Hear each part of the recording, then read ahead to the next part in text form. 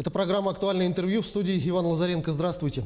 В России резко выросло число зарегистрированных случаев мошенничества. При этом рост произошел исключительно за счет телефонного и интернет-мошенничества. Это одно из самых частых совершаемых в России преступлений. Чаще регистрируются только кражи. О статистике этого вида преступлений в Якутии, новых схемах злоумышленников и как они расследуются правоохранительными органами мы поговорим с заместителем министра, начальником Следственного управления МВД по Республике Саха-Якутия, полковником юстиции Александром Лукиным.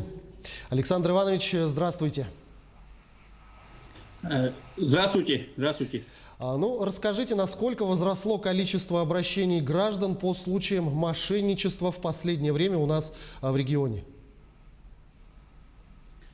За последние 10 месяцев года уходящего, уважаемые телезрители, у нас в республике зарегистрировано порядка 1905 преступлений. Мы их называем телефонные мошенничества в обиходе, а так они называются преступления в сфере информационно-телекоммуникационных технологий. 1905 преступлений зарегистрировано против 1302 в прошлом году. То есть рост на 603 преступления, что составляет 32%. Тут следует отметить, что за эти 10 месяцев жители нашей республики направили мошенникам порядка 115 миллионов рублей собственных сбережений. Представляете, пожалуйста, вздумайтесь в эти цифры. Порядка 115 миллионов рублей передали так называемым телефонным мошенникам. Рост с чем связан? Рост связан с возможностью вот этих вот интернет-обращений, анонимностью. В большинстве своем мошенники совершают данные преступления из других регионов Российской Федерации, находясь в других регионах. Действительно, 115 миллионов цифра более чем внушительная. Казалось бы, всем очевидно, что передавать персональные данные, пин-коды от пластиковых карт незнакомым людям не стоит. Однако доверчивых граждан меньше не становится, становится только больше, как показывает статистика. Почему так происходит? Все-таки это мошенники, опытные психологи, обладающие способностями некого гипноза, либо все-таки они придумывают новые изощренные способы и схемы обмана граждан?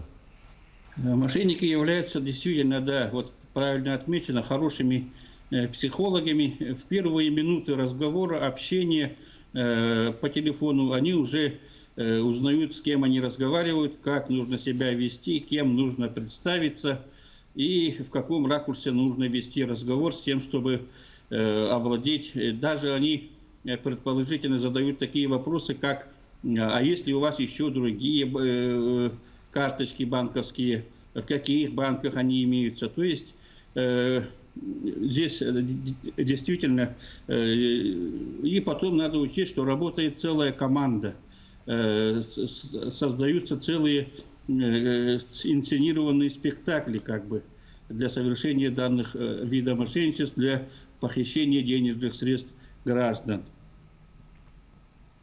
Но все-таки, если говорить о схемах, то с какими наиболее часто встречающимися схемами мошенничества сталкиваются правоохранительные органы? Самые наиболее на сегодняшний день распространенные схемы – это первое. Мошенники представляются сотрудниками банков или же работниками службы безопасности банков. Тут наши сограждане, к сожалению, сразу идут на доверие. Похитители сообщают ложную информацию о том, что якобы с ихнего счета происходит непонятные снятия, либо даже есть случаи, когда сами мошенники предупреждают потерпевших граждан о том, что с ними будут сейчас разговаривать мошенники. Ни в коем случае ничего не сообщайте, вы сообщайте только мне свой пин-код, свои банковские данные, свои карты. И мы с вами обезопасим и переведем ваши деньги на тот счет, и только на тот счет, который я вам назову, никакой иной. Трубку не ложите, ни в коем случае не ходите в сам банк, не обращайтесь, потому что мы еще обладаем информацией, мол, якобы, что среди работников банка есть нехорошие работники банка, которые помогают мошенникам. Даже до этого дошло, что сами мошенники вот таким вот образом обманывают наших сограждан. Следующая схема – это вот пресловутые объявления на сфере интернета. Это и Авито, Дром, Юла, где вот мы с вами выкладываем ту или иную информацию об аренде, либо о продаже имущества, каких-то товаров. И вот тут тоже происходят мошеннические схемы. Буквально, например, вчера, я вот сегодня утром читал тоже по сводке, девушку обманули, представляясь работниками, операторами сотовой связи. Например, это тоже одна из распространенных схем. Третий вид мошенничества, которые тоже распространяются среди у нас в республике. Операторами сотовой связи представляются, утверждают, что якобы у вас слишком много оплаты на телефонной связи. Часть из них оператор сотовой связи готов вернуть. Назовите, пожалуйста, свои банковские данные, мы вам ваши деньги буквально через минуту вернем. Вот такие три распространенные схемы. А в России зарегистрированы случаи, что мошенники, в том числе телефонные, стали предлагать даже липовые справки об отсутствии COVID-19. Были ли такие случаи у нас в республике?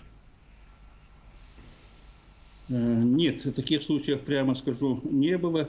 Что тут говорить, кому нужны эти справки липовые? Мы ведь мы с вами сдаем анализы, исследуем свой организм и для себя, для собственной безопасности, для безопасности наших близких, родных, нашей семьи. Поэтому я не думаю, что кому-то нужны эти липовые справки, поддельные справки о состоянии здоровья. Но вот в последнее время также стали часты взломы аккаунтов в социальных сетях, особенно известных персон. Обращаются ли они в правоохранительные органы и чем обычно заканчиваются такие случаи?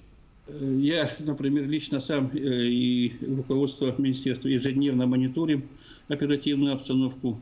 Такого, чтобы обращались со взломами аккаунтов, зарегистрировано не было. Возможно, владельцы данных аккаунтов либо сами разрешают возникающие вопросы, или пытаются эту ситуацию каким-то образом разрешить. Тут следует только предположить, что, возможно, взломы подвержены лица, часто пользующиеся социальными сетями. А так, такого, чтобы обращения такие были в памяти, не помнится. Но если в целом по республике, то есть ли какие-то отдельные районы, где больше всего происходит мошеннических действий и от чего зависит рост количества таких преступлений в этих районах? Мониторинг, опять же, оперативной обстановки показывает, что в основном подвержены мошенничеству жители города Якутска, промышленных наших городов, это Нерюнгри, Ленск, Алдан, Мирный. Если раньше бытовало мнение, что жертвами телефонных мошенничеств становятся только люди пожилого возраста, то сегодня это не так.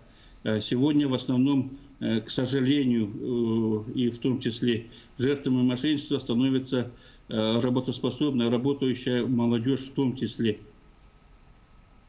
А кто и как расследует такой вид преступлений, как мошенничество? Данными видами преступлений занимаются сотрудники полиции.